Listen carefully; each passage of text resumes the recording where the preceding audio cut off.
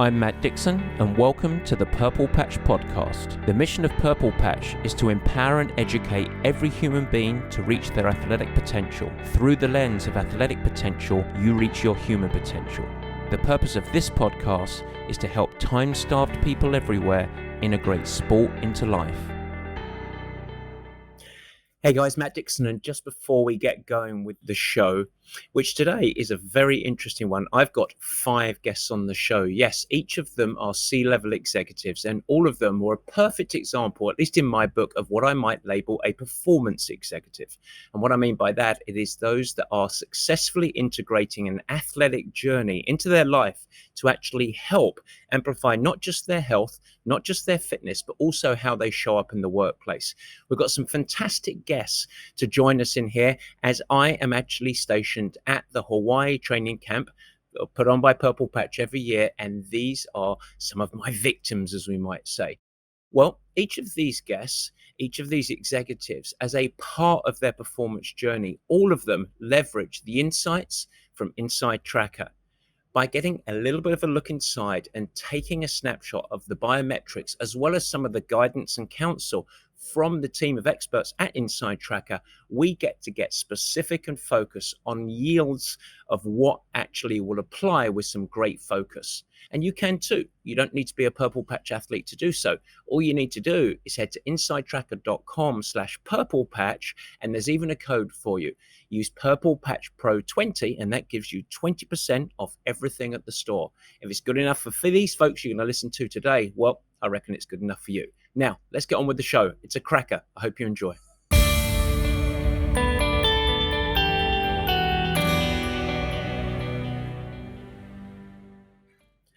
And welcome to the Purple Patch Podcast, as ever. Your host, Matt Dixon, and I join you today from the Big Island in Hawaii. We are on our annual training camp here, and it is based out of the wonderful Maunalani Resort just north of Kona. Now, we've got a full range of ages and abilities that join us in the camp. And the focus is, of course, on self-improvement in sport. We do a lot of swimming, a lot of cycling, a lot of running, but also in the performance habits that can help promote your health, your productivity, your global performance across both life and work. Now, these, of course, include the basics: sleep, nutrition, hydration, navigating several stressful situations, and more. And as is typical, several of the attendees at the camp are not just passionate about fitness and health, but are also really high-performing individuals in the workspace. We have CEOs, CHROs, surgeons, business owners, and they all come together in this, well, let's face it, wonderful environment to make sure that they are getting grounded and setting off the year for their performance journey ahead. So what I thought I would do, something that would be interesting, is invite a few of them, a handful. In fact, we have 5 guests today that can join me on the show. And I want to explore a very simple concept, which is sustainable high performance. Sustainable high performance. What does that mean?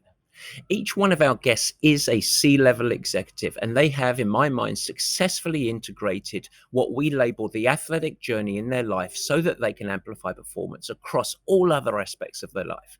Now, what the athletic journey means, it's really unique for each person. We've got a couple of guests that are Ironman racers, and that sounds very ambitious, doesn't it? We also have a CEO that just loves to ride his bike. We have a couple that don't chase any types of events whatsoever, but they really do embrace what we call the journey of an athletic mindset and, of course, practice, and, of course, really value coaching. And we're going to get into that into the show a little bit. All are unified under what I would label a performance mindset and approach. So who are these people? Well, our guest today, we have Carmel Galvin. She is the head of people at Stripe, one of the major tech companies out there.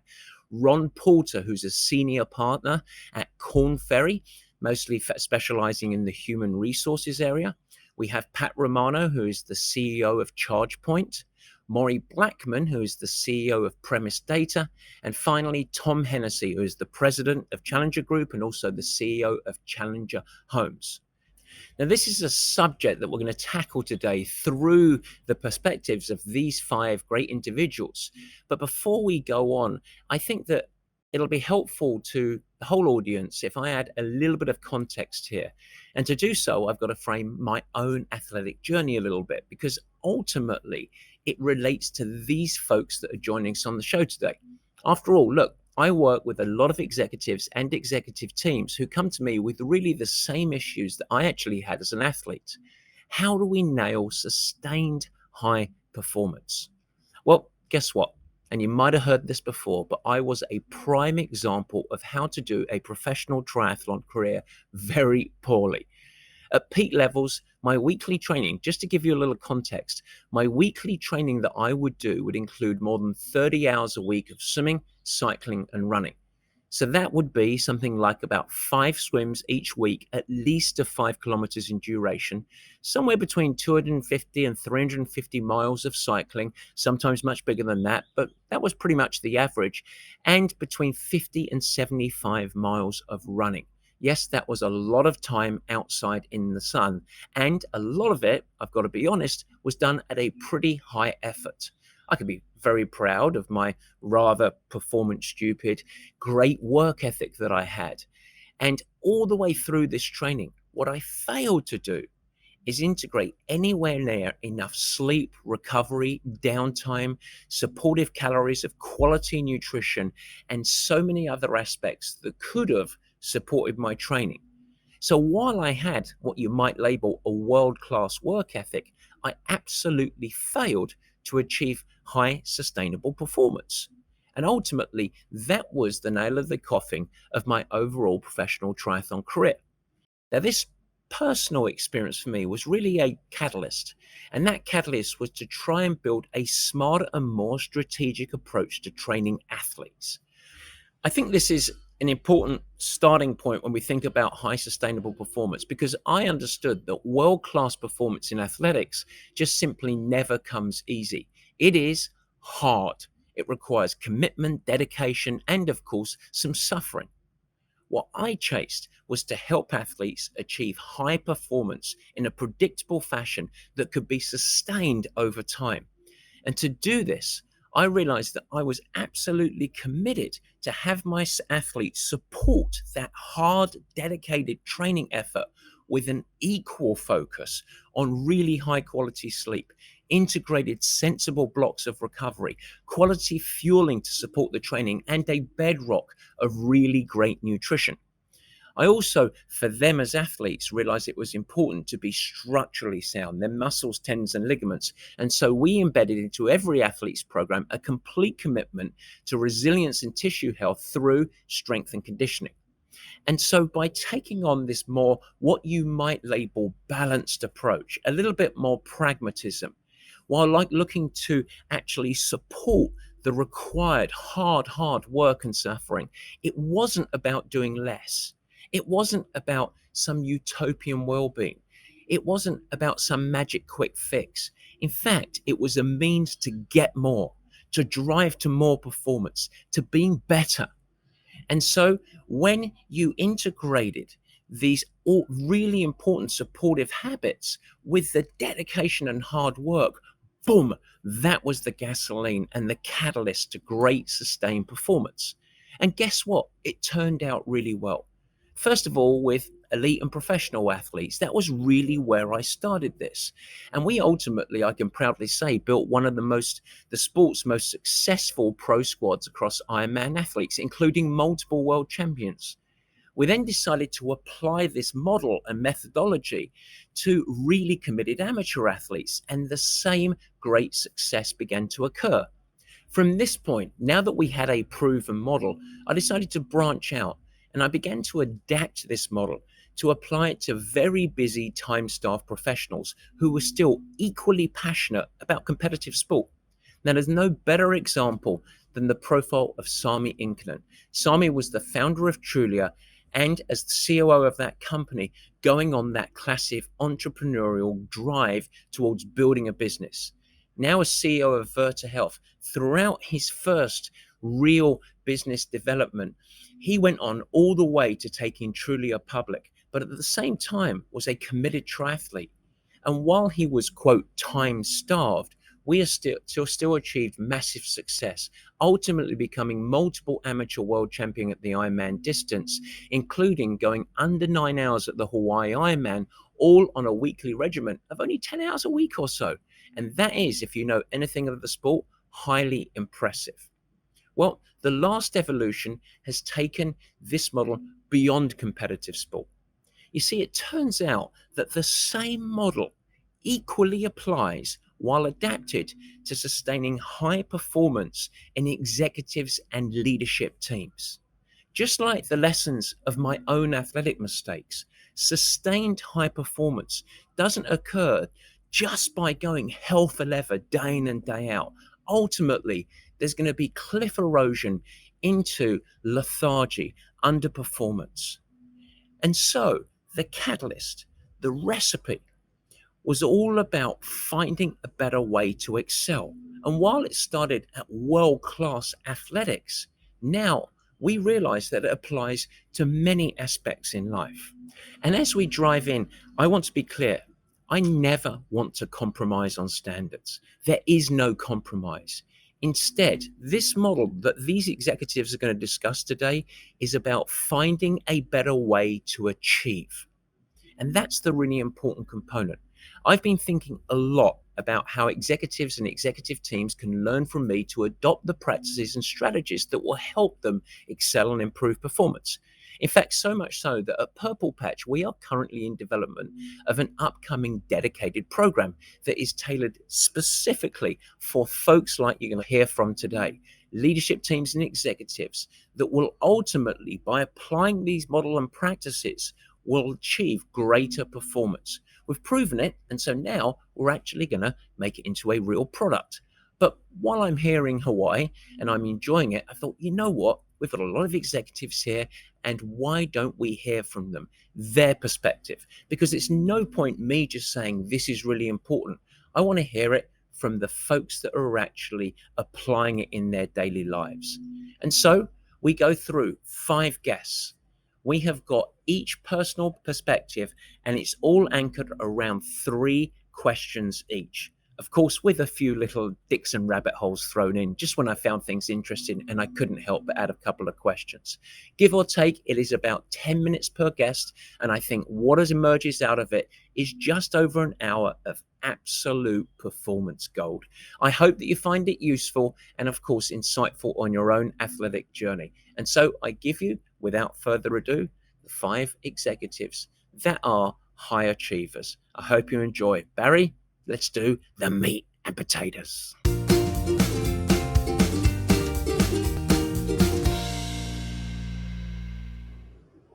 All right, here we go again. And we have a special guest in this category because, ladies and gentlemen, I believe for the first time ever, Carmel, you are now a 3-time guest on the Purple Patch podcast. It's a record. It is a record. What more can you dream of? Carmel Galvin, head of people at Stripe.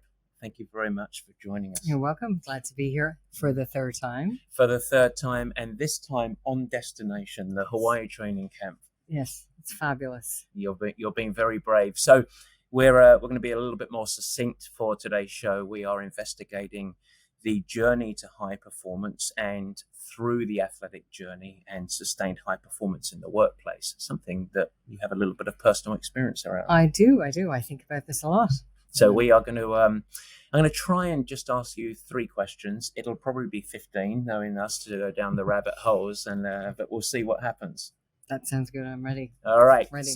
So let's get going. And as I've done with everyone so far, framing what we think about as the program, training, the athletic journey, as we like to call it, but we call it with that emphasis on journey, which is more than just your endurance exercise. It's endurance, it's strength, it's habits around the big bucket of nutrition, and of course, sleep and recovery, something that's very trendy. So first question for you is, how do you view the role or the value of that program, the athletic journey, in broader life, especially in leadership and your role at work? Yeah, I mean, we've talked about this before, but it plays a huge role for me. I'm not trying to do events per se, but over the years, I've developed a ton of different, what I think are healthy practices and routines. biking, swimming, running, whatever I can do. And it's actually directly relevant and increasingly more so at work. Because at the end of the day, a lot of it's about, performing and doing your best work. Yep. And for me to do that in a work context or in the office, I've got to be good at, learning how to use my time efficiently, how to prioritize what's most important, how to focus when I need to, on the heart of the matter, and how to learn how to use my energy cleverly. And a lot of those things are actually, what I hadn't realized a long time ago is they're actually skills that you can develop and habits that you can learn over time. And I have found a lot of the stuff that I do with you and with Purple Patch directly helps me think about the way I show up at work. And so I'm able to deploy those skills every single day. But also they support me. So I get a lot of energy from the work that I do with Purple Patch. I get a lot of the extra benefits from all the different rituals I go through: sleeping, hydration, nutrition, etc. But more than that, it's what they do to help me routinize a lot of those things into daily habits that are directly transferable into the work context. So that's interesting. I just want to dig in there a little bit, because that's the obvious stuff that most people, at least intellectually, acknowledge as being important is, oh yes, I can see how being healthy, being fit, etc., can help me because I, higher performing so far as having better energy and stuff. But where you started was, that part of it is part of it, but it's actually the strategies and the toolkits and the lessons from it all that is the real value in many ways. Yeah, I mean, probably because of the specific work that I'm doing, I think of a lot of this stuff as a framework for how to tackle any problem. And the work that I do is about how to help the employees at Stripe perform better, and how specifically to get the leadership team performing optimally, which is what you're doing all day long. And I think a lot of the practices that you have naturally evolved over the years with your athletes, and then me being able to benefit from that wisdom, are directly applicable, perhaps in a different context, but the framework is essentially the same. And it's a great set of tools actually to deploy. A lot of it's mindset based. So it's actually been really helpful. It's a good set of analogies as well. But performance is performance at the end of the day. And I have definitely found that a lot of the same things that I think about when I'm riding my bike or whatever are actually extremely relevant when I'm thinking about what I'm doing on a daily basis at work. Well, when I think about your journey and your athletic journey, the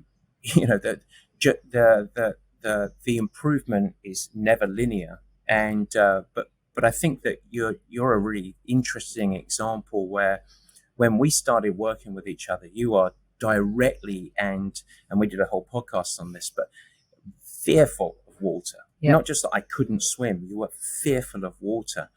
And now you're swimming really consistently, swimming out to a boat that was several hundred meters offshore, etc., etc. It was very scary. And it was very scary, but you overcome that. But the link of navigating adversity and stressful situations, do you see that your own personal experience of what you've gone through athletically, does that apply into the work space almost directly in a way? Yeah, 100%. I mean, the swimming thing is actually a really good example.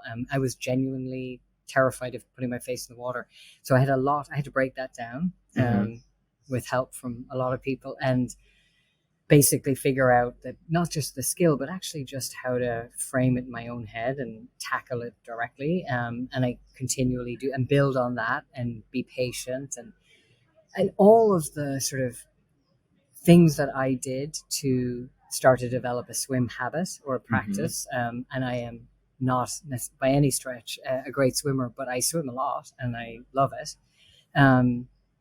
Every single day I use something that I deployed or used in that journey in my daily work practice. And I also talk a lot to my team about that. Because, at the end of the day, if you break it down, it's about getting comfortable, being very uncomfortable, adapting, because there's a lot of changes that happen that you don't control. All of the things that I have had to deal with when I was learning to swim happen every single day at work. So it's really helpful to have an example from something that's outside of the work to help you frame whatever problem you're tackling. And, being good at failing and not being, not sort of then opting out. You can't do that. So you have to start to learn how to leverage those skills and kind of ways of thinking every day at work. So it's directly applicable. It's funny. I think about your swimming journey. Just today at camp, I was talking about to one of our athletes, and another one of our executive athletes, that has a tendency where just wanting to get to the destination of where they want to get to. And I was explaining it as this huge valley that you actually don't need to jump across, that because ultimately that comes with high risk of dropping, but you have to build a bridge of mini victories. And so there's very much a process to go through that for him is a process of building really smart habits and consistency that over time, suddenly, he's going to get, if he can listen and he can coach and he can adapt, he's going to look back and say, actually, wow, I've evolved. I've actually done this. This is where I want to be. And I guess that relates to anything in life in many ways. Yeah. And I think, if you think about what makes great performance in a work environment, it's, you don't spikes in our individual heroics or you need sustained good performance. That's what makes great teams.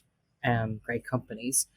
And a lot of the things that you teach your athletes and all of us are the things that every day we're banging the drum about at work and talking to, the different teams that work about, just making sure that we have sustained good performance. And so all the healthy habits help you do that. Obviously, you show up better to work, but also those frameworks just give you a great way of thinking about how to break down the work and how to attack it in a thoughtful way. It's fantastic.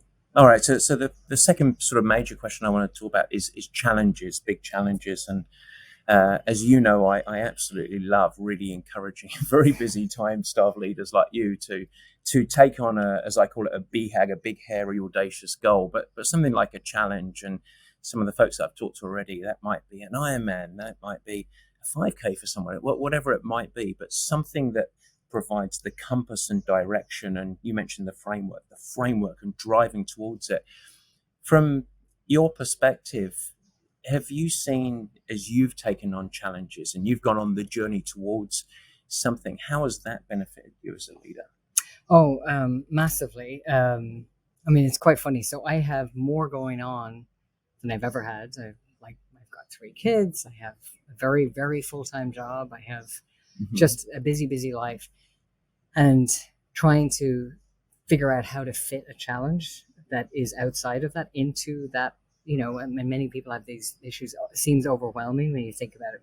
And the irony and maybe the paradox is actually I've become a whole lot more effective and efficient when I take on those challenges, because you have to put together a plan. You have to think about where you're going to block out the time, you prioritize because it does help you, and you start to think about it not just as the challenge, but the process of getting there helps you. There's sort of healthy habits that you build around that to make that possible that have actually made me on a daily basis a whole lot more efficient, and I do believe more effective. The challenge at the end of it, like signing up for an event or whatever, lots of times I haven't actually even done the event.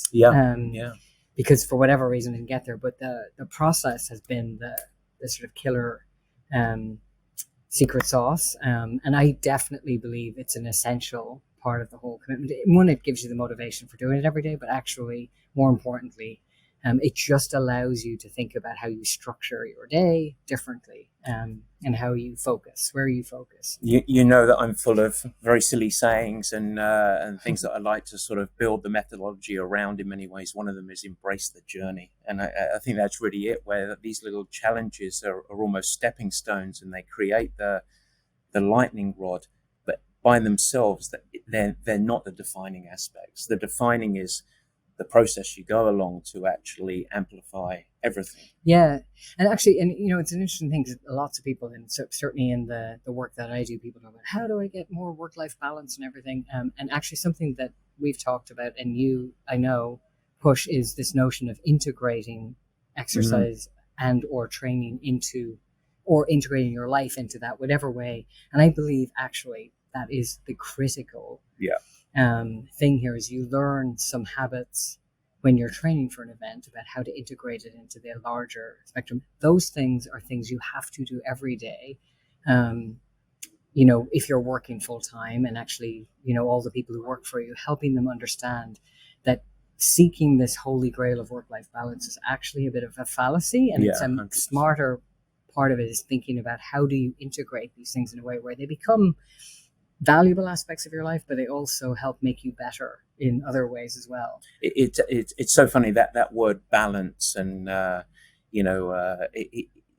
straight jump that occurs is, okay, therefore I have to work less because I'm going to spend more time walking the dog or riding my bicycle. It's actually, no, it's a means to an end to actually get more and do more. And because ultimately, when I was coaching world-class athletes, there's nothing easy about that. Yeah. There's no shortcut. It's tough. There's no compromise. There's no hiding.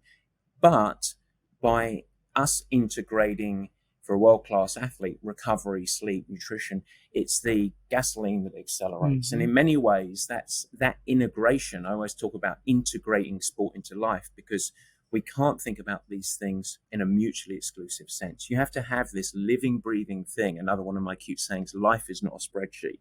In other words, it ebbs and flows in times of more demand, less demand, but you have to have a set of habits and a toolkit that can actually dance along, so that you can create the magic phrase of the show today, sustained high performance in many ways. Yeah, and the trick to that is not being super talented or focusing on one particular thing. I think it's about being smart about where you put your time, where you invest your energy, and all of those things are incredibly relevant to how you show up at work every day. So for me, all the things that I've experienced when I'm training for something, or like at this camp, are directly applicable on an everyday basis. But not only that, they're not just applicable, they actually boost my ability to do a good job every day and to show up well. And I think it's a really interesting, it's an interesting thing to think about something like, people who say, I can't fit this thing, I have no more space, I can't do that, when actually that's the key to unlocking more time for yourself. And that's been the epiphany I've had, that actually it's not optional. And more than that, it actually helps you be more efficient and focused when you need to be, and learn how to prioritize. In fact, that was going to be my third question. We'll just go with it right here. But that's the paradox of it all. And it's very hard until you've actually gone through the process to actually start to get the yield from it, where there is a perception, an understandable perception, I would say, of, I just don't have any more time. I just, and looking at someone like you said, how does she do it? And in fact, it is the key to unlock more time, more performance in many ways. Oh, totally. I mean, I really believe that. And I think anyone who actually comes back, I mean, it's just another excuse. You let yourself off the hook, and I've done it myself. You'll find reasons not to do it. And I actually have discovered later in life that you have to find the reasons to do it, because actually that's where you will find the space for those things and other things in your life. And it's all about what you prioritize, which you talk about all the time. And so, like, even, a lot of people who I work with every day are struggling to figure out how do they fit. We've got a lot more flexibility in theory post-COVID. So how do you sort of get control of being able to suddenly work from home when the work is bleeding into your daily life? Everything that I've had to do in order to accommodate a space to do what my daily workout, whatever that is, has actually set me up really well for thinking about how to just leverage that flexibility in a smart way. You're just going to be smart, and that way then you can do all of those things. Well, I tell you, you mentioned COVID there. One of the things as a coaching group, as I really noticed, obviously, we have athletes all over the world, of all different levels, ages.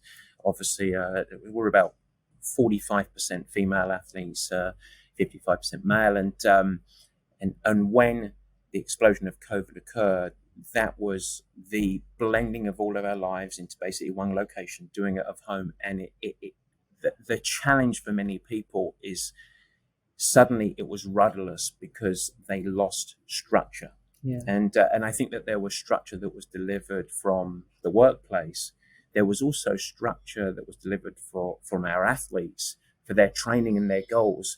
And when that disappeared, some really, really struggled, and others that lent into, I think, had built up a successful performance recipe for themselves and leveraged it beyond just getting ready for X, Y, and Z, did really, really well and thrived. And actually, we really encouraged our athletes to lean into using this as the tent peg in the storm, using this as something to create structure and routine around your day, of which then it could be A, calming, and B, a route to better productivity. Yeah, I mean, I think it's really interesting. A lot of your athletes probably could teach a lot of people in the corporate environment how to navigate this, because we have all been fed the structure and it's been created for us. Yeah. And so stuff like COVID or whatever, whilst it definitely delivered benefits, it also created this confusion around, well, so how do I do all those things, and suddenly how do I stop work from bleeding into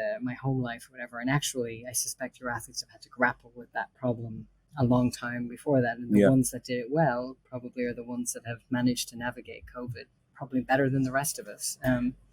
So there's something there. I mean, I really do believe that that's the key, is figuring out how to self-organize around the things that are important, and make space, and figuring out what times a day you do these things. And these are all things you have to learn how to do if you want to sort of build a good exercise habit. That is very true. So, Carmel, thank you very much once again. For the third time, I can say thank you very much for coming on the show. I'm ready for number 4. Number 4 is going to be a cracker whenever it comes. All right. Thank you very much, Carmel Galvin, head of People at Stripe. Thank you. Take care. All right, guys, our next victim, as we might say, welcome, Ron Porter, Corn Ferry. Thanks so much for joining the Purple Patch Podcast. Matt, very happy to be here. So, as you know, you have been primed with, I'm just going to give you 2 or 3 quick hit questions. We're exploring the benefits of you as an executive, as a leader, driving through your athletic journey and how it applies to your life. And so you're in the hot seat. Your seatbelt is fastened. Are you ready to go? I think so. We'll find out, I guess. Well, we will find out. So we are going to be short and succinct and hopefully meaningful as we go through. So my first question, and I think is to frame this first, as you will well know, at least because you're directly coached by me, but training. When I think about training, of course, we think about exercise, strength work, endurance work, as well as some of those habits that are really important to support that. So sleep, hydration, nutrition, all of those components that sort of buoy your athletic journey. And first question is, how do you, as an executive, how do you see the role or the value of taking on this training program or athletic journey as it applies to broader life and work as well? Well, there's a number of lessons that apply, I think, if I think about things like resiliency, working through challenge and not giving up, learning how to do things in the most efficient, effective way. And I think in sport and in work, those things are pretty much the same. Yep. And there's a lot of overlap because there's times in a race where you think, man, this is much tougher than I thought it was going to be. About time to quit. Yeah. But then if you keep going through it, you find your legs, so to speak. And the same thing with work. There are times when things aren't going quite the way you would hope or expect it. And then so you don't give up, though. You figure out, well, there's got to be another way. Oh, I see. Okay, yeah. And so I think it's the persistency, resiliency, and then learning that it's important to have good process, good form, and not starting to flail when you get a little pressure and things aren't going quite the way you might have expected or hoped. So that's an interesting point when sort of the unexpected occurs, or when you're really met with adversity, is the sporting journey almost acts as a metaphor for you, or as a school of lessons to help you say, hang on, this is adversity and we have to navigate and manage through in a way. Yeah. You become confident that you can get through it. Mm-hmm. There's going to be a way. It may not be obvious at the moment, but don't give up. Mm-hmm. And don't just say, well, this is going to be good enough. Okay. And you know that if you keep pushing, you'll figure a way to get to that next level.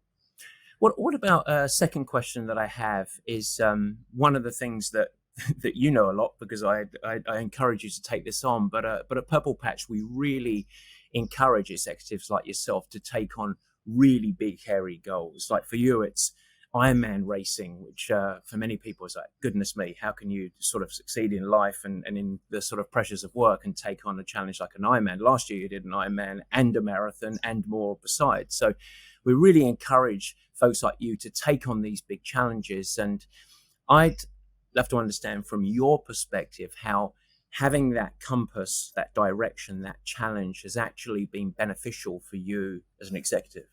Yeah, well, I think it applies in the sense of, you know, that you can get through almost anything. Mm-hmm. And there is a way, and you just need to keep looking and finding and pushing. And then you need to also bring on more people. As an example, I would say I started this years ago without a coach. Okay. And I say, frankly, I made it so much more difficult than not having a coach. Mm-hmm. And I think about in the corporate world, it's or in any work, even whether it's corporate or not, are there mentors out there? Are there people you can rely on to give you perspective, who maybe been there and done that, mm-hmm. Who can say, here's a way of getting around that challenge or a way to be more effective, more efficient. So I think in many ways, as I think about executives, the ones I see who are most successful, frankly, they have the best coaching, whether it's formal or informal. People may not even know you're a protege of theirs because you're watching them work and learning lessons, maybe not even having a direct conversation with them. Yeah. They're role models, so to speak. And then there's others where it's much more active. But I think what I've seen from a corporate standpoint, those who seem to be the most successful, they've got the strongest network of advisors, coaches, whatever you want to call it. So that's really interesting, because when I think about high performers, and for me, some of the professional athletes that I've coached, the ones that have been most successful, and in fact, even beyond sport, if you think about like great champions, Serena Williams, Roger Federer, Tiger Woods, they're all LeBron James, they're all highly coachable people. And it's interesting when I am lucky now to work with a lot of folks like you that are time-starved, that are successful in the workplace, and there is a trend that the most successful executives tend to be the most coachable. In other words, you think, oh, they've got it all worked out, and that you're a sponge of information, a sponge of seeking education to ultimately filter out some of the noise. Yeah, and that's one of the things that I've observed over the years from a corporate perspective. The senior-most people seem to be the ones asking the most questions. Mm-hmm. The guys who don't, perhaps, and women who don't get to those senior levels oftentimes are trying to impress. Yeah. They're not learning. Yep. And the guys at the top, I have found almost to a person, have that kind of open-minded, I need to learn more, I want to learn more, always improving, and not concerned about, is this a dumb question? Yep. Mm-hmm. They ask it and they learn. Yep. And the more junior people who don't get to that next level, oftentimes are simply trying to have all the answers and trying to impress. And at the end of the day, they're not learning a whole lot. It's very well put. What about one little follow on on this second question? I think is important as well. Is I'm just unhinged with productivity a little bit. So I talked about encourage you to drive towards a big challenge, setting a training program to move towards that program or that challenge and be successful ultimately. But do you have any sort of personal feelings around the link between your personal fitness and productivity in the workday? Yeah, I think the fitness element, because as I think about it, it's how long can you perform at your highest level? Yeah, your peak performance, so to speak, be that physically or mentally. And I see far too many, and there's a correlation at times. I think I'm in this kind of foggy zone of 80% because I'm not well rested. Yep. I don't take those breaks as I should. And that 11th or 12th hour of working, I probably should be resting because I'm probably goofing up as much as I'm solving. So I think one of the big things I see people fail to do is become fit and fresh, which is a purple patch. A very purple patch saying right there. And they're operating at a marginal level of 80, 90% maybe of capacity, and they've forgotten what it feels like to be 100%. Yep. Because they've never fully take a step back, rest, and come back stronger. Yeah, it's almost cliff erosion, where slowly the sort of, if you want to call it this optimal performance zone, just starts shrinking and lowering, and they become sort of, in this fog of fatigue, as it were. And I think that I think that's an important part of my quest with someone like you is to help educate and build strategies around so that you can make smarter decision making. And you say, sometimes I operate this level. Yeah. The key is now you have really awareness and you know how to get out of it. And this isn't about taking a break, and this isn't about sort of doing less or finding that utopian balance in your life. It's really about optimizing performance. Yeah, and one thing that lesson I've learned not that long ago, instead of trying to run through the marathon on the Ironman, take a walk break. At the end of the day, that walk break, 30 seconds maybe per mile, whatever it may be, I end up being faster. Yeah. Because that walk break was refreshing, a chance to rethink my technique and so forth, and to gather myself, and then go, and it breaks apart the work a little bit too, versus just grinding through and slowly grinding down, so my pace is actually slower than if I had taken those walk breaks. That's a wonderful analogy, a metaphor. So it's fantastic. So already, last question here is, what about, and I'm sure you have these conversations all the time, co-leaders or workers that just say, look, it all sounds great. I don't know how you do it, and I'm just too busy. I can't do this. I've got work and I've got family, and I don't know how you squeeze it in. So, I can't imagine taking on my own athletic journey. I know that means very different things for different people depending on their levels. But what would you say when you hear that sort of thing? Yeah, and I hear it a fair amount because, maybe I'm at the extreme.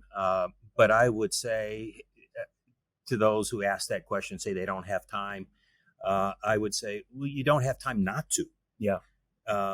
Because you're probably goofing up and inefficient if you don't have proper balance. And I think more and more senior people, more and more executives are understanding the importance of that for your perspective building, for your efficiency and effectiveness. Because I don't know how many times I've heard people, I work 12, 13 hours a day.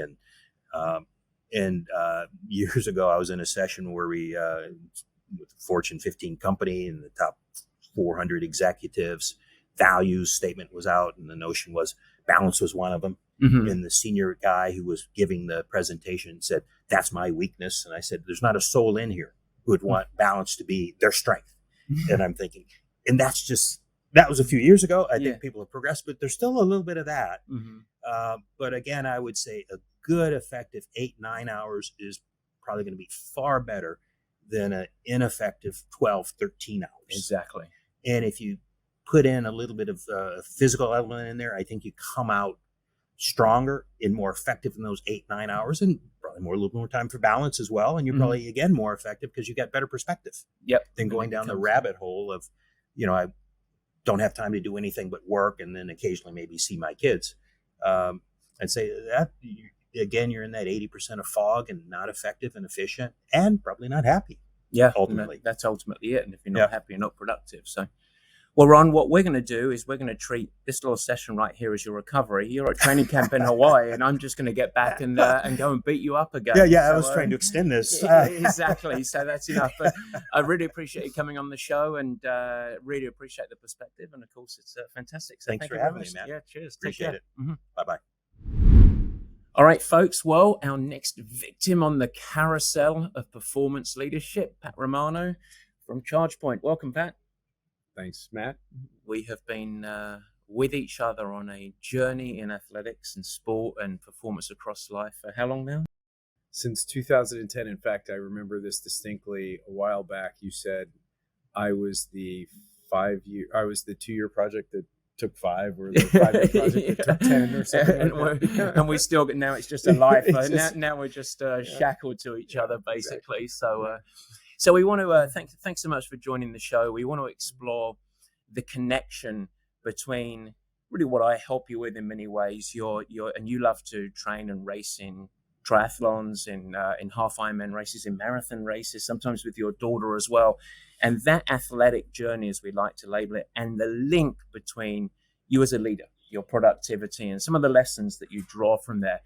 And we want to keep it as simple as possible. We're going to keep it as succinct as possible. I've got three main questions, although knowing us, we'll probably end up with a lengthy conversation and lots of rabbit holes. But are you all shackled in and ready to go? I'm all ready, man. All right, good stuff. So to frame the athletic journey, as you call it, when I think about training, as you know, we don't just think about your swimming, cycling, and running. We think broader than that, and strength and conditioning, all of the elements that fall under nutrition, including fueling and hydration, something that's very important for you, and of course, recovery, downtime, and sleep. So if you think about that as the training program, first sort of simple layup question is, how do you see the role of that, or the value of taking on that journey as it relates to broader life and your role as a CEO? So I think, it's all about correct habit forming and accumulation of tools, right? Tools and understanding a little bit of why things feel the way they do in the situations that you're in. So if you look at the role and value of training and I think racing, because racing is different than training. Yep. It's a harmless laboratory that lets your brain experience a whole bunch of uncertainty that you wouldn't necessarily encounter under normal circumstances. So you get another bite at the apple, so to speak, because you're going to encounter that uncertainty in your work and your life and things like that. And then you encounter it in racing, and then you apply the tools that you developed in training to cope with that, and also the mentality. So there's an element of the famous adage in triathlon, control what you can. Yep. So you control what you can, you do the best planning, and then life has more imagination than we do. So stuff happens, and that happens in your personal life, and it happens in racing, and you just become mentally acclimated to the uncomfortable situation of having to deal with an unplanned thing that isn't going well. And you sort of, the old saying of sport is a metaphor for life. That's really what you're saying there, where it's like you have this hobby, in many ways, this very important hobby that is a free hit at actually experiencing, and then out of that developing a lot of the tools. What about the physical side of it? Because you're also developing fitness and health, and have you experienced yourself sort of better resiliency, clarity, focused decision making because of productivity? I guess I could put in there, because of your journey in sport. Yeah, I mean, I think there's a couple things. First of all, and you love to make fun of me for this, I'm an engineer by trade. Now, I haven't written a line of code in way too many years, so I don't think my brethren would still call me an engineer. But one of the things in my generation, when we were coming out of school, was the badge of honor was how little sleep you could get. Yeah. And what I've learned, especially doing what we do in the preparation for a race or training in general, and how you structure your life and food and everything, and fueling and everything about racing, is that you really need to take a step back and make sure you're investing in sleep, investing in nutrition, investing in all the things that make the rest of the hours better. Yep. Because accumulation of hours, it's like accumulation of hours in training. If they're without a proper prescription, you're not going to get any faster. And it's the same thing in life. Without the proper prescription of how you're applying yourself to all of the hours that you have in a day, you're not going to get the best outcome. What about, and I'm going off my three questions here, but I want to talk about that just because I think that you and I are sort of a great example of a coach-athlete relationship, where I've coached you literally for 12 years. And that's a really long arc of a journey. So I want to explore for you the value or the importance of having a coach in that journey as well. Because I think many people can listen and think, okay, I get that fitness is good, and I understand now that sleep is important, and but building that recipe together, how has coaching helped you? Yeah, I don't think, I don't care who you are, you can never see yourself, and you can never guard against your own tendencies that are not optimal. So a couple of examples. Left to my own devices, I'll feel guilty about volume of training. I'll feel guilty about volume. And I know intellectually, if I were giving a friend advice, I would give them the same advice that I've learned from you, which is volume is not your friend necessarily. Right. But even though I would literally today give that advice to someone, if I'm traveling and you're managing my work stress against my training stress, and we've got a race coming up, if I didn't have you to pull back on the stick and say, no, you've got to, this workout cannot be a hard workout. If I didn't have you doing that, I would likely go too hard, even though if I were to give the same advice to someone else, I would say exactly what you said. Exactly said. It's sort of that T-shape where you in the athletic sense, and including, by the way, all of the stresses in your case of work and demands and travel and everything else, you're existing down here, and it's impossible to actually see the higher perspective. Right. Basically, it's very, very challenging. So I guess a coach should bring you up, help with perspective, and then help with decision making. Yeah, and I think that coaching does one more thing, or a couple more things, but a lot more things. But the one other thing is after you build a relationship with someone, you don't view your coach correcting a fault that they see in you as criticism. You stop seeing it as criticism.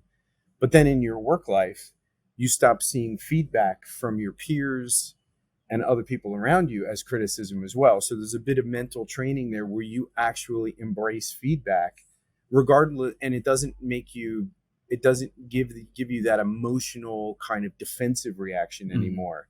It really kind of tamps that down. So I think people need to getting used to being coached. And then the other thing it does for me at work in particular, and I say this in meetings to get people used to it, to try to model a behavior, is you have to decide in any scenario, whether you're player or coach. It does not matter what your rank is. If I walk into a meeting and we're talking about a press campaign, I tell everyone, I may have an idea, but I'm not the coach here. I'm the player. Okay, so you have to tell me what you want me to do or what you suggest that I do. I may debate with you, but that's okay. And so I think, the coaching relationship helps you attitudinally outside of just yourself and, managing your own demons. Basically, it helps you deal with other folks.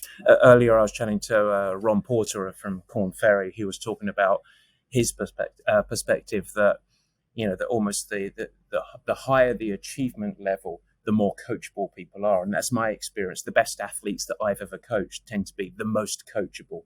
And the highest performing executives tend to be really great sponges of almost demanding coaching, wanting feedback, accountability, education, support that. So I think I think you're spot on this. I think it's very interesting.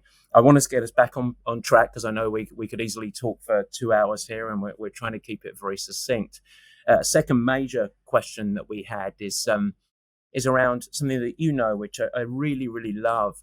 Very busy time staff people biting off really big challenges. For you, it's been Ironman in the past. It tends to be more Ironman 70.3 or the half Ironman right now, and marathons, as we talked about. I'd love your thoughts on how you see these challenges benefiting you as a leader.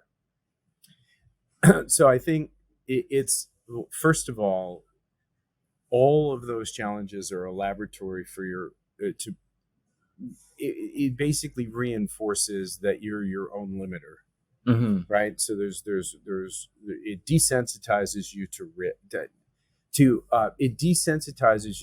risk in the context of appropriately managed, acknowledged, researched risk is something you're willing to take because you know what you have to manage and work through, because you have unknowns associated with something, but it doesn't scare you anymore. So learning how to not be afraid of walking into something and learning how to pivot when it's not going as it was supposed to go, which, as you know, Ironman racing never goes as it's supposed to go, right? It's guaranteed adversity. It's guaranteed adversity, right? It could be weather, it could be how you feel that day, Yeah. it could be a lot of things. And so the same thing has to happen. It actually allows you to take bolder steps because you've got that analogous laboratory. And I think it also, if you look at, we recently took ChargePoint, 2 years ago now, took ChargePoint public. I remember the chapter very well. Yeah. Yeah. And so when you take a company public, I'm not complaining about my job. There's just a period of time where everything goes to hell in a handbasket and you're just working 24/7, 365. Not that you're always not working hard, but you're just going to an extreme level where it's encumbering. There's no room for anything in your life. It's sustained pressure and amplified pressure for like 8 anticipated weeks. for like 2 months. Yeah, for 2 months. Yeah, right. For 2 months, you're going to basically turn your self inside out, and so you immediately, if you're used to it, you retreat to your structure. Yeah. So at least that's how I respond to athletics. It's my retreat to structure instead of retreating to chaos, which is what I would have done if I didn't have all of the years that I have. And so you immediately get into, okay, how am I going to manage my sleep? How am I going to get some physical activity in? How am I going to manage my energy during the day with the proper eating? Yeah. Right. You don't want to turn to DoorDash at that point. That's the worst thing that you can do. So you pre-pack your meals the night before, like in your fridge. We had to do it during COVID. So hence we went public during COVID. So we weren't, traveling, which would make it even harder to manage your food. Yeah. Manage your sleep, still do your day job in the afternoon when you're off of New York hours. All of those things became incredibly natural. Yep. Because of everything that I have been through with respect to athletics. It had actually created the framework you had the ultimate optimization challenge.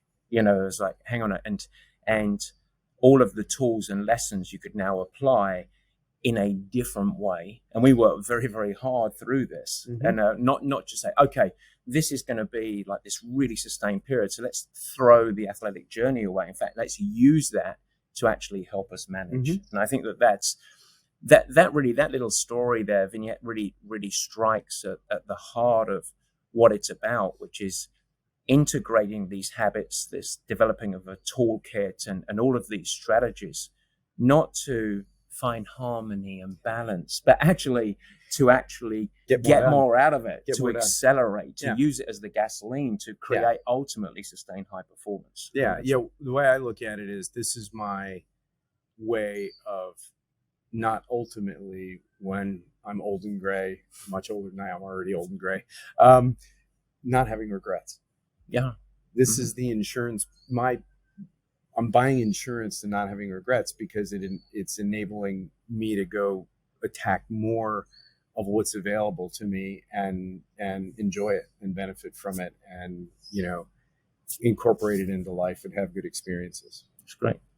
I'm very expensive insurance. You are, but you can change that, Matt. Yeah. Anytime, Pat.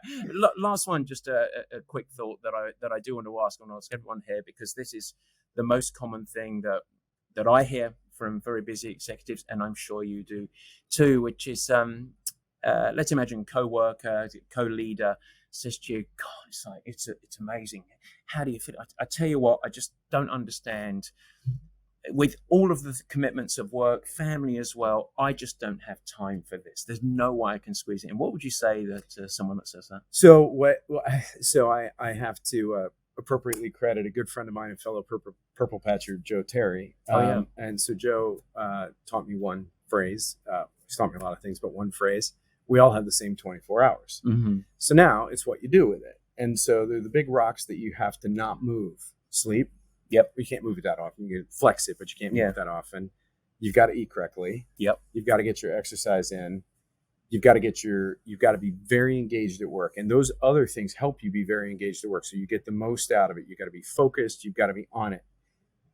The last thing you put in there is social media, Netflix. I know it sounds boring.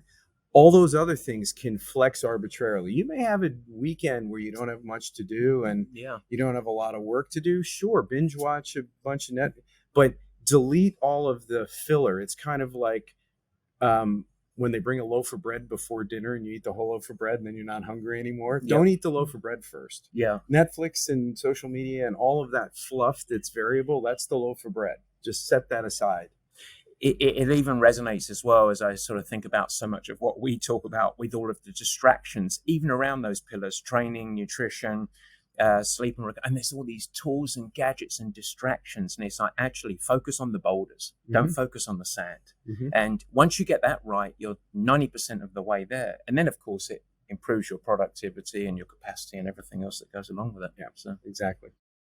Well, Pat, thank you so much. I really appreciate it. I really appreciate you coming on the show, but also more importantly being a massively valued part of the Purple Patch family. So appreciate it. Thank you, Matt. Take care.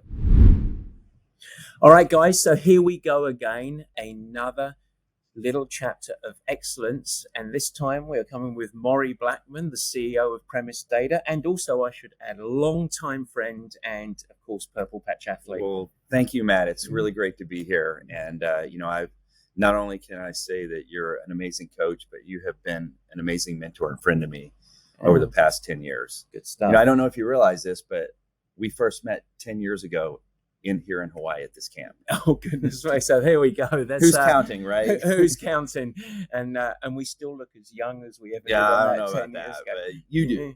I tell you what, on every day in life, we're always dressed the same, aren't we? Yeah, Always that's right. dressed That's for right. success. So we'll take it from here. So we have 3 questions for everyone that's very kindly participating in today's show. Of course, what we're doing is investigating the link between your athletic journey, and you have quite an accomplished athletic journey. You've done multiple Ironman races and much well beyond that, and your role as a leader and as a CEO. So is your seatbelt fastened? Are you ready to go? I'm ready. All right, let's do it. So first question, very, very simple. And we have been sort of framing the program, training the athletic journey, as not just your swimming, cycling and running that you do as a triathlete, but also your strength training, your habits around nutrition, and of course, sleep and recovery, something that that I'm very passionate about integrating into sport.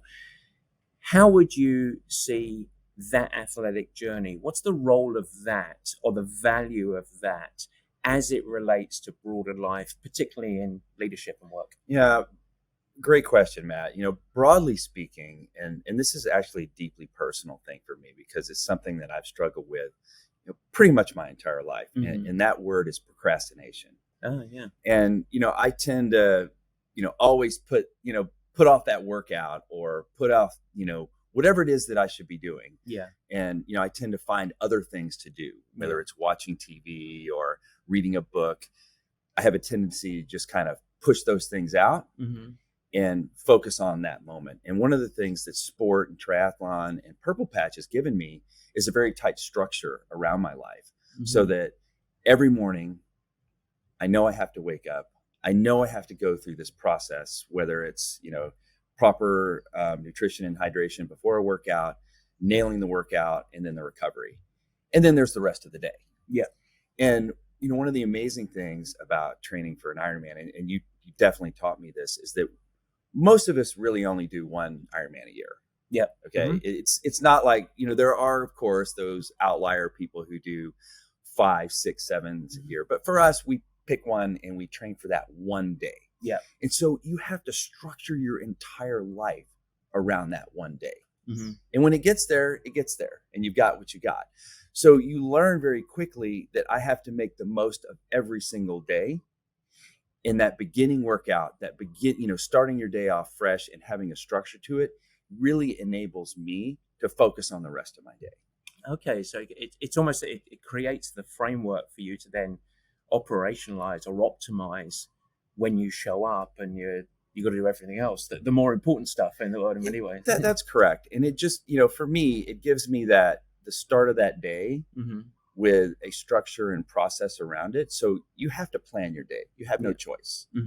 It's funny because you mentioned about Ironman. You are registered, and I'll keep it quiet which one we're getting ready for. But you are registered for an Ironman this year, and so and you're incredibly busy. You're leading a very large organization. You know that I love folks like you putting the stake in the ground and saying, boom, we're going to go on this challenge, as you talked about it, this one day, and it becomes the lightning rod of how we frame every day of exercise and all of the habits around it. So how have you seen that from a personal standpoint? I'm interested if you've had any links of the lessons that you've drawn from beyond the health, beyond the fitness, and beyond the structure. Any of the lessons that you've drawn of all of the ups and downs, the adversity, the challenge, the little injury setbacks around your calves, etc. Any of those the way you can take and apply to your life as a CEO? Well, I'll go back to a story that you told me back when we were doing our first Ironman together. Oh, okay. And you probably don't even remember this, but it was great advice, not just for the race, but I think for life and business in general. Mm-hmm. And I was very nervous about doing the race, and I hadn't done a race in a while. And you said to me, you said, listen, it's a long day. Yep. Okay. We've trained really hard. You're very prepared for this race. Lots of things are going to happen. Mm-hmm. It's not going to go as we planned it. There's going to be little things along the way that happen that could kind of throw you off course. But how you deal with the adversity, how you deal with those events is important. And I think the most important part of that speech you gave me, we said, just keep moving forward. Every swim stroke, every revolution of the wheels, every running stride, just keep going forward. Yep. Don't look back. Don't think about the mistakes you made. Just think about what's in front of you and what's next. And then when you get to the finish line, everything will just come together. Yep. And so if you frame that in a business perspective, it's like in business, we make mistakes every day. Yep. We have to try. Particularly if you're in an entrepreneurial setting, Mm-hmm. like that's really what my specialty is Yeah. really working with startups and being an entrepreneur. You have to try things. You have to experiment, Mm-hmm. and you're going to make mistakes. Yeah. But you can't look back. You can just learn from those mistakes, but keep going forward. Yep. Think about what's next. Don't think about what's in the past. It's funny when you talk about sort of great athletes, and we, can pick with Tom Brady, whoever it is, Cristiano Ronaldo, blah, blah, blah, blah, blah. It's like, there's always the great metaphor of they're the people that have really learned how to fail, and that, because that's a part of it. Every athletic journey, everything in life, it's just growth that comes from that. One thing that I think is really great for executives or anyone who Mm-hmm. does a triathlon or an Ironman, I think it's great from my standpoint. Most parents don't do events like this and have their kids see them succeed or fail. Yeah. And so my kids have seen me fail plenty of times. Mm-hmm. And I think it's really important for them as they're adults now to have seen that, hey, my dad failed, he picked it up and went again. I mean, Yeah. not every race goes well. Yep. Some of them I've fallen flat on my face, and you just have to pick yourself up and remotivate yourself and go after the next one. It's really interesting you said, because we sort of just explored really, really briefly, but I think something that's really important to highlight. We explored the value that you get on a day-to-day basis by taking on this challenge, of which the destination, there's no guarantee that it's going to be a success. Correct. at the once. But actually that's not where the biggest rewards are. It's the reward is this process that you go along. And then actually when you string together all of these races, and hopefully by being coached by me, you have more successes on those days than you do failure, because not every race is fantastic though. But when you build the catalog of racing, suddenly you take a step back and say, wow, I'm improved my performance. I'm actually higher performing. So there's sort of the destination component to it, but there's the journey component to it as well. Yeah, I think there's one other thing that's really important about this body of work is that in the athletic sense, one of the things that we do after each race, and a lot of times after our key workouts, is we evaluate. Yeah, exactly. We said, oh God, I wish you would have done this or would have done that. I could have done this better. But in a business sense, we rarely do that. Yep. I rarely come back and say, oh God, at this meeting, I should have done X, Y, and Z. Mm-hmm. And that's something that I built into my own personal framework from a business perspective, is that every day I spend 10 minutes on the way home just driving, and I think about the day, and I think about the interactions I had with people, that I had with customers, and I evaluate myself. Yep. Almost the same way that I do racing. And I think that is a real important takeaway that I came away from all the racing and all the events that I've done. And I'll add a couple of things that are interesting in an athletic sense, and I think that this happens across aspects of life, is athletes are really good when things have gone wrong at wanting to find an answer and assessing. Right. When things have gone right, they fail to assess. Oh, great. And they don't actually take any lessons of what actually worked either. Yeah. So in fact, in an upcoming episode, I got a couple of fantastic PhD women that work for British Sport. And the theme of the show is going to be all around decompression. In other words, the process and the model that they use in British athletics for their Olympians afterwards, of how important it is. And they take them through a 4 or 5 step process of a little bit of space before win, lose, or draw at the Olympics, but then also how do they assess so that they can grow for the next part of the journey, which is going to... And those lessons, those life lessons are very important, not just in sport, but they cross apply over into business as well. Really, really valuable. So the last question I have for you, many people that I work with say my most precious commodity is time. And of course, the biggest complaint I have is, God, I look at Maury Blackman, he's a CEO, he's really busy, family, etc. I just don't have time for that nonsense. I don't know how he does it with Ironman and everything else. So what would you say to a leader or a co-worker that just said, hey, it's great, I get it, it's healthy, but that's not for me. I don't have time to do this. It's not a race. It's a lifestyle. Mm-hmm. It's a lifestyle that you choose to live. And it's a healthy lifestyle. It clears your mind. It provides more perspective. And triathlon and Ironman literally saved my life, because I was going down a path where I was just working all the time and not taking care of myself. Yeah. And, I could show anyone pictures of what I looked like before this started, and they wouldn't believe it was me. Okay.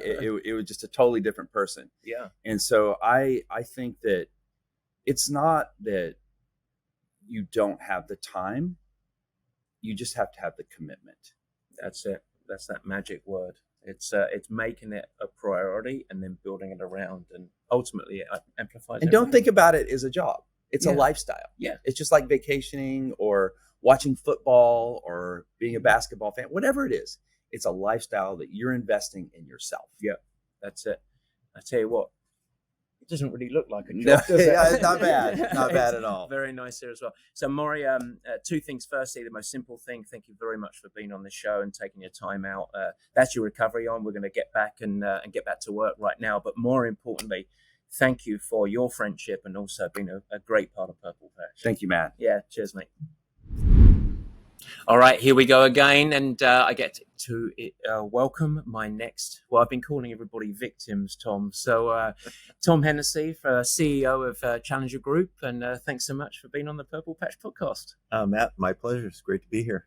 It's great to be here as well. In Not bad. It's We're, beautiful, sunny. It's snowing in Colorado, so this is fantastic. It's fantastic. Well, what we're doing is what I'm titling Lessons from Leaders, and we're looking to tie the connection between a lot of what we're learning about and busy working hard at right now, our physical performance, with your role as a leader at Challenger Group. And so I've got 3 main questions, as ever, with me. We might go down some rabbit holes, but is your seatbelt fastened? Are you ready to rock and roll? Ready to go. Let's do it. All right. So the first question I have for you is, at Purple Patch, when we think about training, it's endurance, it's strength, it's habits around nutrition, sleep and recovery, and all of that packaged up is the program. And so when we think about your sort of training program, as it were, how do you see the value of taking on that athletic journey, that program, as it relates to your performance in the workplace and broader life? Yeah, it's there's a very direct correlation. There's a very direct connection between what I do athletically and how I approach work. It starts with consistency. It's making sure that I'm a consistent person in my training. I'm doing the program. I'm doing it I do it at the same time every day, so I can stay consistent and have that slot programmed within it. And then I take that approach to work. I have to be consistent with my demeanor, with how I treat people, how I lead people, coach people. I was once told by a leader that I work with is, as a top leader, I couldn't have a bad day. And what she meant by that was I couldn't walk in the office with a scowl on my face just because I woke up on the wrong side of bed. And so that's how I approach work. I've always tried to approach it with a smile, with a level-headedness that comes with just being comfortable with who I am and how I'm approaching work. And I take that same approach with training. There's days where I get out of bed, I get up early, as you know, and I don't really want to roll into that bike training. However, I remember the consistency part, to stay focused, to maintain that kind of levelness. And I always tell myself, do it for 15 minutes. Yeah. And then you'll do the rest. And so I do that with work also. If there's something that I just really don't want to do, I'll say, well, I'll get it started. And maybe it's a tough conversation that I'll get started initially with somebody and say, well, I'll do the first part of it today, and then we'll pick up the rest. I generally just end up getting it all done at that point. It's funny. I see in athletes a lot one of the traits, whether it comes to sort of racing, whether it comes to sessions that look really scary, and there's a natural sort of athletic fear around it. It's like, this is going to be really good. And once someone gets into it, 9 times out of 10 they realize it's actually not as bad. Yes. And it's not as challenging, and so it's interesting that you sort of you correlate that to some of the experiences in the workplace as well, and you sort of, it's almost a parallel experience. Absolutely. It comes down to holding on to the fact that you have accomplished things in the past that were very difficult, and taking risks. And so in training for races that are long-term goals, you're taking risks by doing so. And you can be successful, or you can have setbacks, and setbacks in training are the same as setbacks at work. You just got to rise up again. Sometimes you have to figure out what you did a little bit wrong. Use the coach to understand maybe what you could have done a little differently. And I do that in my business. And I do that for my leaders. If they make mistakes, we're encouraged to take risks, but to learn from our mistakes, and a little bit of coaching on why something didn't go the right way is part of that journey. And I think it's the same thing with athletics. You're constantly testing yourself and constantly learning from mistakes and success. Which really relates. Earlier on, I just want to dig into one thing that you mentioned there. You said that you tend to get up early and exercise or train at the same time every day. So does the athletic journey help you with an organizational framework for broader life, where it creates the structure in many ways? Absolutely. I've become a creature of habit. Yeah. And maybe athletics is that background that's made me that. But to structure our organization in such a way that we approach our customers with consistency, we approach our employees with consistency, whether it's set meetings or usual regular communication. I do a weekly, monthly communication with our entire broad team, just to keep everybody knowledgeable, include in on what we're doing. And I think that with training, it's the same, getting that feedback from the training to understand on a daily and weekly basis how I'm progressing. And I can get that feedback also from my business. What about productivity? You're very, very busy. You've got a demanding role, and your own personal fitness and the supporting habits that we talk about. That we talked about sleep, we talk about nutrition and hydration, that we spend a lot of time at this camp talking about. You got any sort of direct personal experience or viewpoint on the link of really embracing and developing those habits in your athletic journey and your productivity, how you can show up in the workplace? Yeah, since I started triathlon, I've become much more productive. Just my energy level is higher. My body is just in a better, obviously, condition, and my brain's more engaged. And right from the get-go in the morning, I'm ready to take on the world and take on whatever challenges we have that day. Same as I would get into training, ready to take on whatever the program, the prescription is calling for, and I take it on with the same gusto. So I look at not only the prescription for what we're doing and what we're doing for that day, and how it relates to how I'm set up for the day, for the week, but also for the long term, and how that's going to be a building block for my long term goals. That's fantastic. So I guess the last question I have then is one I always like to finish it like this. It's I think almost universally everyone's going to say basically the same thing, but other co-leaders, members of your leadership team, co-workers, some of the things that I hear always is, God, that Tom, he's just a bit crazy. You know, he does all this stuff. He goes off and he does these huge bike rides but me, I've got so many commitments at work, and I'm really busy. I just don't have time for all that. So what would you say to that most common complaint? I started triathlon at age 55. 55. And within a short period of time, it correlated to my performance at work and my success at work.